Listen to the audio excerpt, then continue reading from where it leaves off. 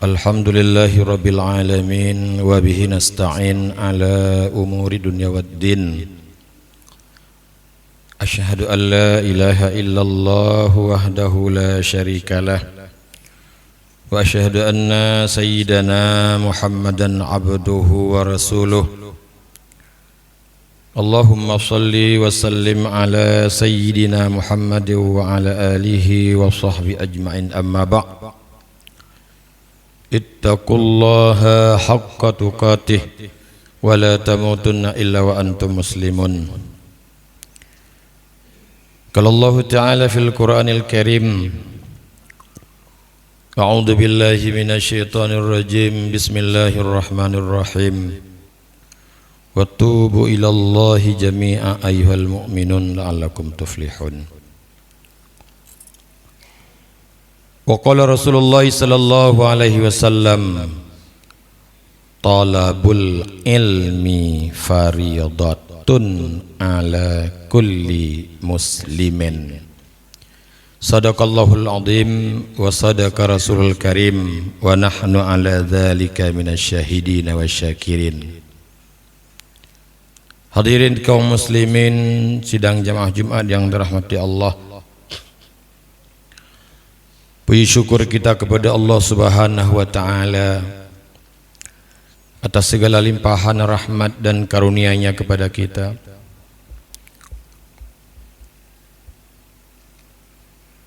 Yang dengan Allah masih titipkan kepada kita nikmat-nikmat-Nya yang besar, nikmat iman dan Islam. Bisalah kita meringankan langkah untuk melaksanakan satu kewajiban yang Allah wajibkan kepada kita semua, yaitu salat Jumat secara berjamaah. Di samping nikmat iman dan Islam, ada nikmat yang terbesar lagi, yaitu nikmat kesempatan umur yang masih Allah berikan kepada kita. Kiranya nikmat ini bisa kita gunakan sebaik mungkin untuk memperbaiki pola hidup kita yang mungkin sebelum ini kita agak jauh dengan Allah, yang mungkin sebelum ini kita sering meninggalkan kewajiban-kewajiban yang Allah wajibkan kepada kita, atau sering kita langgar peraturan-peraturan yang telah ditetapkan oleh Allah. Marilah dalam sisa umur yang tidak tahu kapan batas akhirnya, yang belum tentu besok, belum tentu lusa, bahkan Allah bisa saja mengakhiri nikmat hidup kita sepulang kita dari melaksanakan ibadah Jumat ini. Maka nikmat kesempatan hidup yang sangat berharga ini kita gunakan untuk memperbaiki kehidupan kita. Dengan sisa umur yang Allah berikan, kiranya kita bisa mendekatkan diri kepadanya, bisa memperbaiki ibadah-ibadah kita yang akan kita kerjakan. Karena betapa banyak saudara-saudara kita, betapa banyak handai tolan kita, bahkan orang yang paling kita kasihi, yaitu orang tua kita, telah Allah cabut yang namanya nikmat kesempatan hidup, yang tentunya mereka sekarang berada di alam yang lain dengan alam kita, yaitu di alam barzakh. Mereka telah Allah hijrahkan dari alam dunia ke satu alam, yang satu alam ini bisa jadi alam ini merupakan raudatum min riyadil jannah, atau sebaliknya hufratum min huffarin niran. Alam yang Allah hijrahkan kita nantinya, ataupun alam yang telah berada orang-orang tua kita, yang yaitu salah satu dua alam, kalau memang mereka sebelum Allah wafatkan mereka gunakan kesempatan hidup sesuai dengan perintah Allah, pasti dan pasti mereka sekarang lagi berada di raudatam mir riyadil jannah, di satu taman daripada taman surga.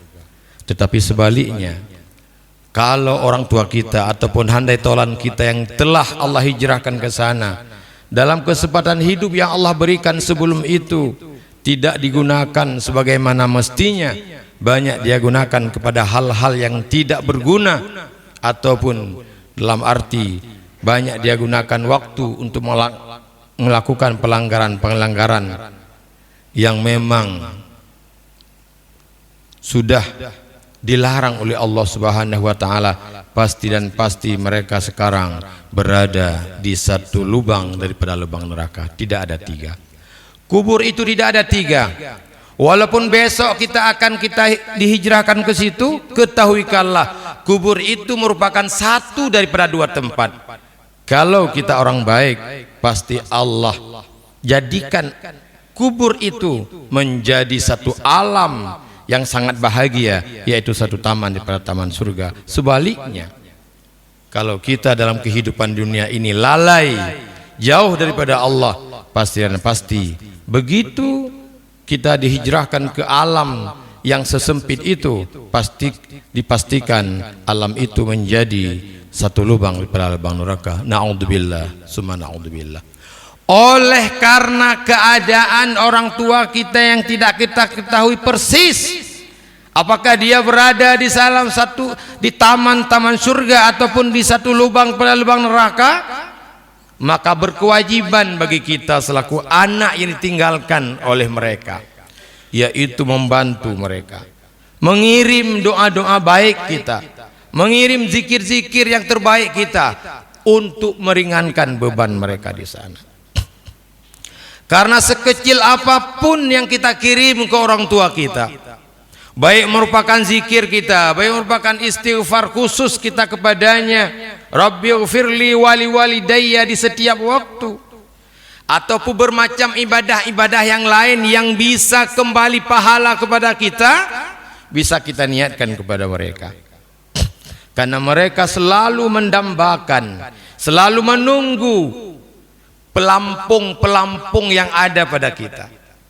Karena orang yang sedang dalam alam makbarah itu ibaratnya seperti di dalam lautan yang luas, yang mereka sangat mengharapkan bantuan pelampung dari anak-anak yang masih hidup di dunia ini. Dan pelampung ini sangat mudah. Sekali kita berselawat, kita niatkan kepada ruang kita. 10.000 kita masukkan sedekah kita dalam temuan masjid, kita niatkan kepada doa orang tua kita. Insya Allah, kalau apapun yang kita niat yang merupakan pahala, berbalik pahala kepada kita, tapi kita niat kepada doa orang tua kita, insya Allah pasti dan pasti pahala itu akan sampai kepada doa orang tua kita. Bahkan dalam satu termaktub dalam kitab-kitab adalah pahala yang kita kirim ke doa orang tua kita tidak ada sedikit pun kepada kita. Mau kita kirim sama dia kurung lain, cara kirim pun kan lain. Allahumma ausili misla, seumpama pahala kita dikirim ke orang. Tapi kalau kedua orang tua kan bukan misla, makaratuhu. Kenapa? Kita tidak dapat apa-apa dari pahala itu. Tapi Allah Subhanahu wa ta'ala memberikan kepada kita 10 lipat kali dari itu sebagai ongkos pengabdian kita kepada dua orang tua kita. Tak meratip di logo tak kirim kurungsi nya hana misla-mislainan, hana seumpama pahala kerod mandum kurungsi kita yo. Tapi peci kebila Allah katanya ongkos pengabdian kita yang tentunya berkali lipat daripada pahala yang sebenarnya akan diberikan kepada kita. Hadirin kaum muslimin sidang jamaah Jumat yang dirahmati Allah. Setiap orang yang telah berpulang ke rahmatullah, setiap ada yang melintasi di samping makbarah mereka, mereka sangat merindukan pertolongan daripada kita. Maka kita jangan berberat hati. Asalkan kita lewat makbarah, jangan lupa kita kirim walau sedikit zikir kita, walau sekali tahlil kepada mereka. Kita niatkan kepada orang-orang yang ada di makbarah yang ada di sekitar kita. Mantatanya latih kita yang mampu urusan yang lam kubunyan saudara tekan, nek tekan, kaum tekan, bom tepikan. Urutan. Bata jauh sejina kubur raunan tabah bom rawiya tabah bom urutan dia menterikah kenyan. Mukurung cidro tu haid dia menterikah haid dia kirim doa. Ketahuikanlah kaum muslimin sedang jemaah Jumat yang dirahmati Allah. Ibadah mahdah kita. Kun kulhuallahu wahad nyan ibadah mahdah. Kun al-Fatihah ibadah mahdah. Berselawat ibadah mahdah. Kun tahlil ibadah mahdah. Bila ibadah mahdah, ibadah pribadi kita dengan Allah, kita jadikan menjadi ibadah sosial, maka Allah gandakan pahala 9 kali lipat. Mesti kedor sah. Karena bandingannya 10 pahala ini 1 untuk pribadi, 9 untuk sosial. Mesti takkan kulhu kedra tu tiploh. Kalau kul huwallahu ahad itu kita niatkan kepada orang yang ada di makbarah yang sering kita lewati, maka nilainya 90. Kenapa? Karena ibadah mahdah yang telah kita jadikan sebagai ibadah sosial kita. Bahkan dalam hadis Nabi yang artinya ada 10 golongan termasuk orang yang celaka. Salah satunya dan nomor 1 adalah rijalun yamurruna ala makabirihim alal makabir walam yad'u lahum.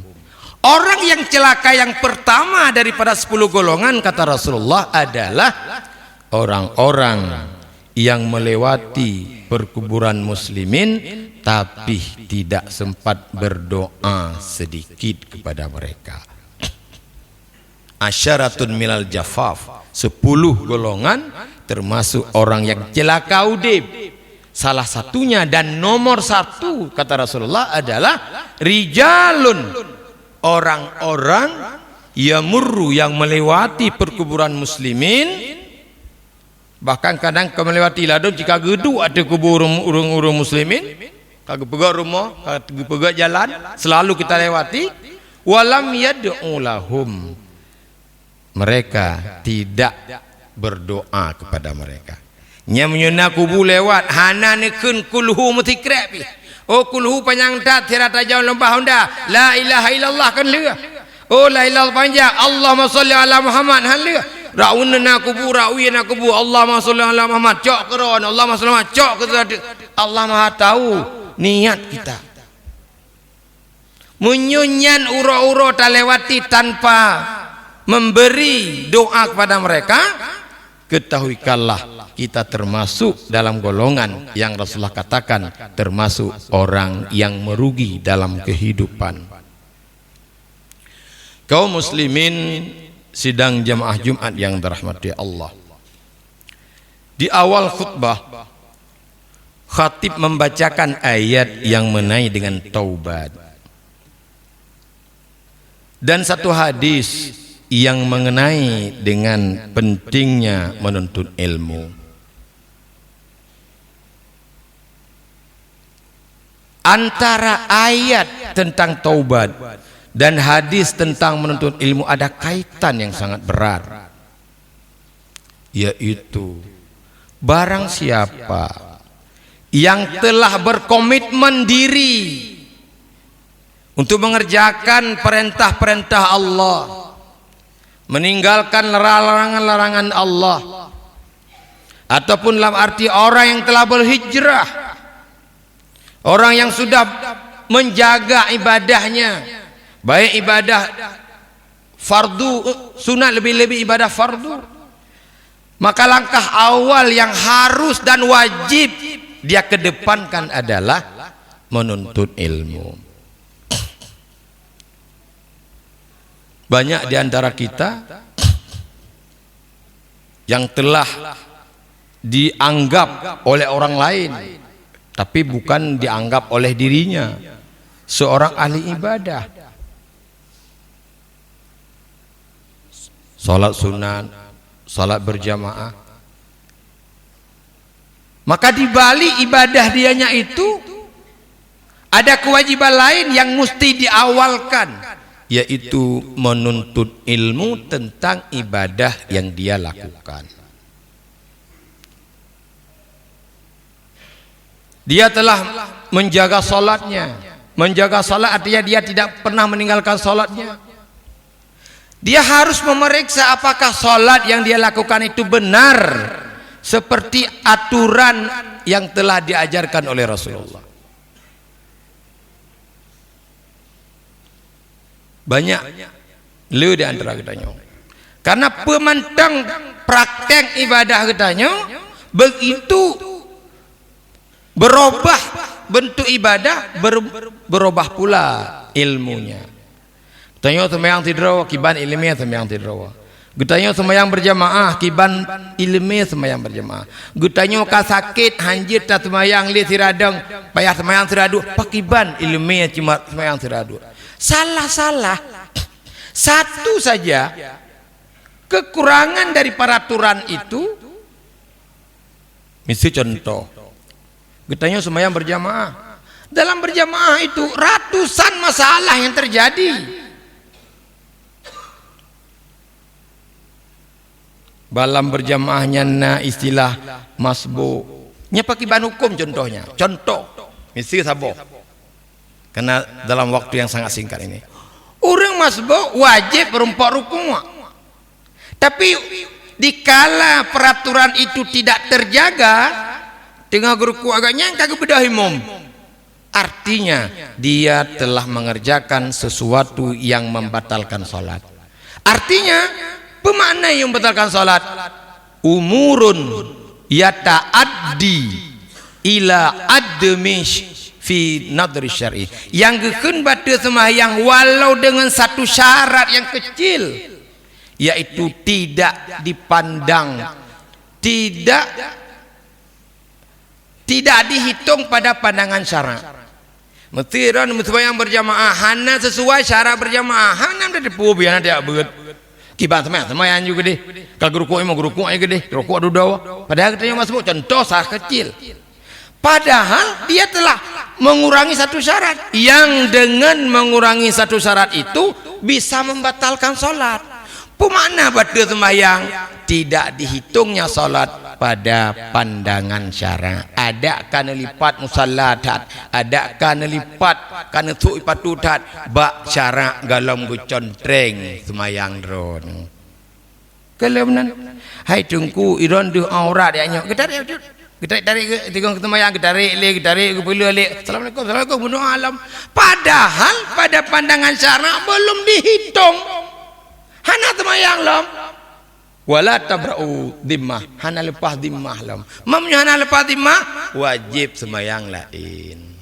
Maka le jangan ada hai tengku idron buno ada aurat kagak dia idron buno khatib dua rukun kagak cerita kita kopi tak. Padahal apa maknanya dikala khatib tinggal satu rukun berarti tidak cukup rukun khutbah, dengan arti sholat Jumat tidak sah. Hana kecontreng lam sama dengan kita hana sembahyang Jumat lam walaupun kata cip kopi nyo ya hana orang gedebel pada sembahyang dum benar, tapi efek daripada terjadinya kebatalan sholat itu nggak tahu. Tidak dihitungnya sholat pada pandangan syara, walaupun kan walaupun kan imoto, walaupun kan ipan musalla lam agama goh sembahyang don nyan yang le dum urang kan mencet sembahyang matang dum pua. Dia tidak, kalau sudah terjadi yang membatalkan sama dengan belum salat. Letatat ulung inang dah buka mak ayaknya de orang kita ayo dalamnya gelipak jual kau enggak awak. Dia tahu itu enggak batal salat, tapi efek daripada batal itu tidak dia ketahui. Ini satu kecil, nyan sama masalah kecil. Dan hana nebut hana masalah. Mun hana nebut mbeu dah masalah. Tapi kalau kita sudah mulai belajar fikih itu ratusan masalah. Bahkan dalam jamaahnya yang paling lebab masalah adalah pada makmum.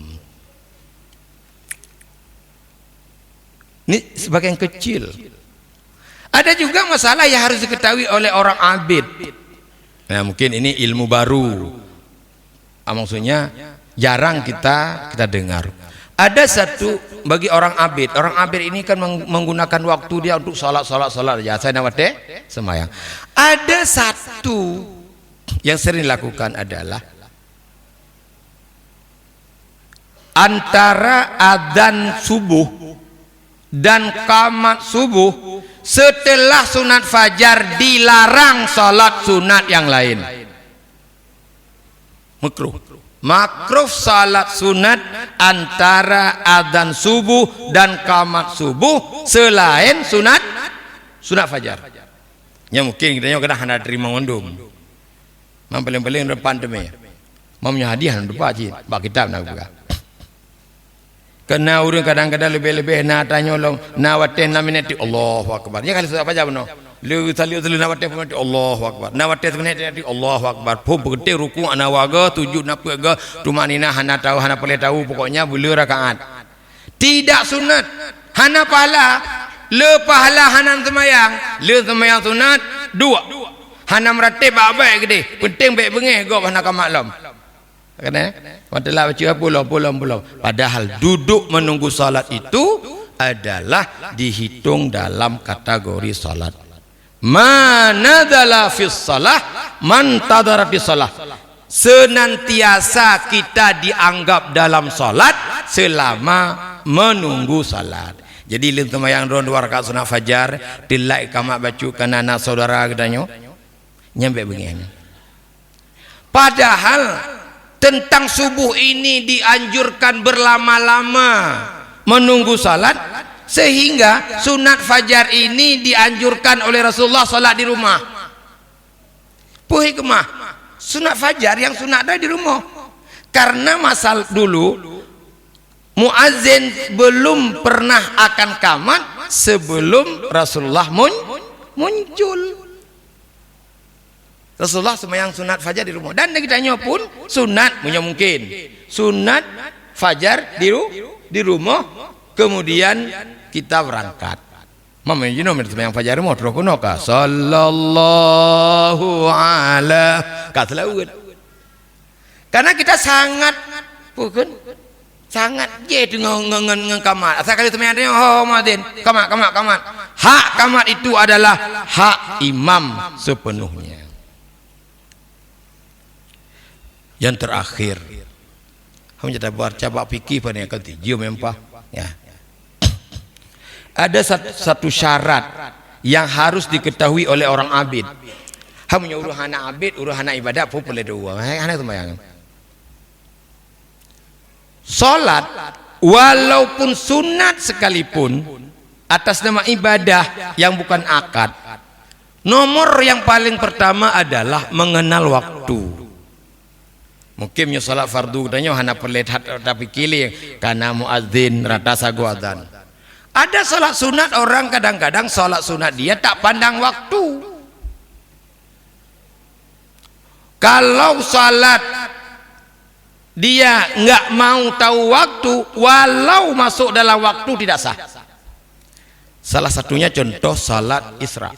Nyidon kan sembahyang Isra yang hakikatnya pajan idamong Isra pun. Salat subuh kapan? Jino asal habis ceramah mayang ju ukuran ceramah asal habis ceramah langsung salat. Dia ada waktu. Dikala kita melakukan tanpa mengenal waktu, walau dalam waktu tidak sah, karena undang-undang dalam mengenal waktu dalam ibadah ini dan mukallaf dan nafsul amri benar dan nilai dan butoi. Dan mentang hana betul tidak sah, betul mentang hana dan tidak sah. Gitu contoh sudah urun tuha sembahyang di rumah hana ujian hana mentawro na utung uduk sembahyang ju le sembahyang baru tanyang cuco kalau hai puluh nek kapah dua, alhamdulillah nek pah semayang. Hanapa? Pakon. Karena dia meninggalkan ijtihad dalam menentukan waktu. Jadi benar dua. Ada dan mukallaf, ada nafsul amri. Benar usaha dan bebetoi. Na usaha hana betoi. Hanjit betoi hana usaha pun tak boleh. Betapa banyak orang salat haram sekarang. Isra awal habis ceramah kita mayang ju. Padahal salat Isra itu batasnya tertulis pukinan keluar matahari tambah paling kurang 12 menit. Nyemenan pah itu biat bukan matauro karena hampir di matauro tak semayang aja nyan pah tengah haram tolen tengah keluar karena haram setelah subuh dan tengah keluar matahari. Pokoknya hana tu ulo kalau semayang mereka hana tu jawab deh selalu ugas semayang aja.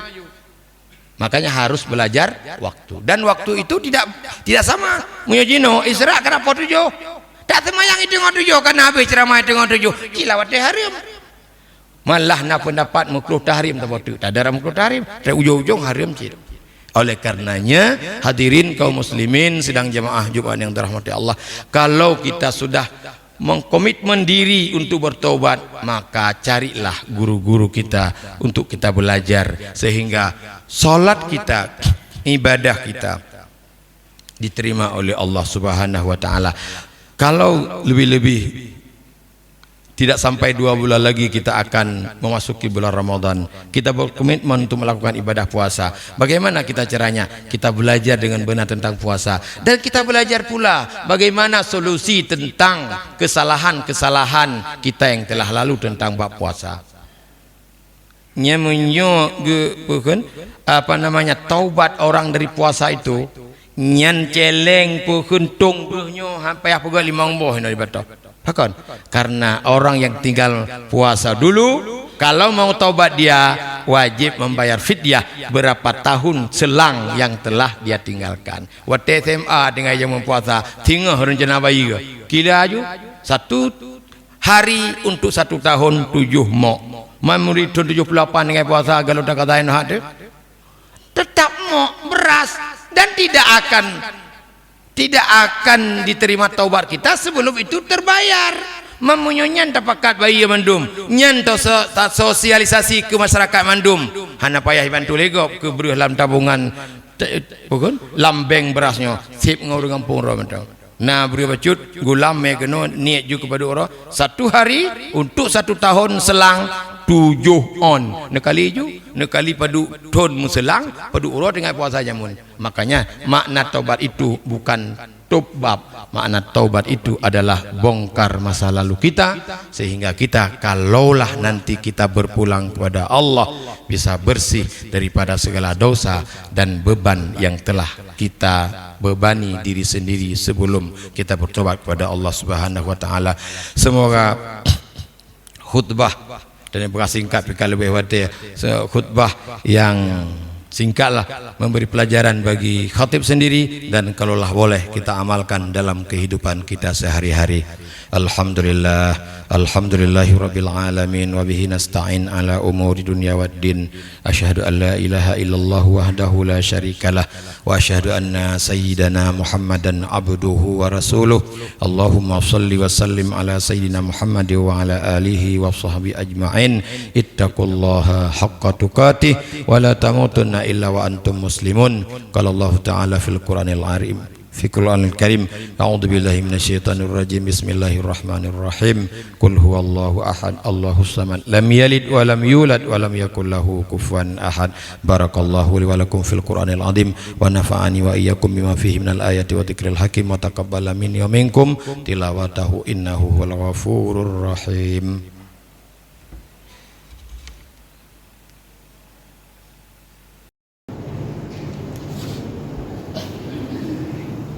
Alhamdulillah rabbil alamin wa bihi nasta'in ala umuri dunya waddin. Asyhadu an la ilaha illallah wahdahu la syarika lah wa asyhadu anna sayyidana Muhammadan abduhu wa rasuluh. اللهم صل على سيدنا محمد وعلى آله وصحبه أجمعين. اتقوا الله حق تقاته ولا تموتن إلا وأنتم مسلمون. قال الله تعالى في القرآن الكريم: أعوذ بالله من الشيطان الرجيم، بسم الله الرحمن الرحيم.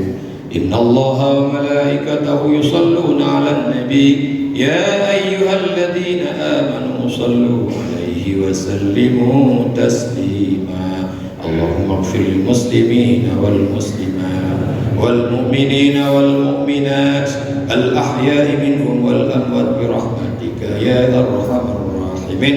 اللهم اصرف عنا وعن أهلنا وعن مجلسنا هذا من البلاء ما نعلم وما لا نعلم وأنت به أعلم وأنت علام الغيوب.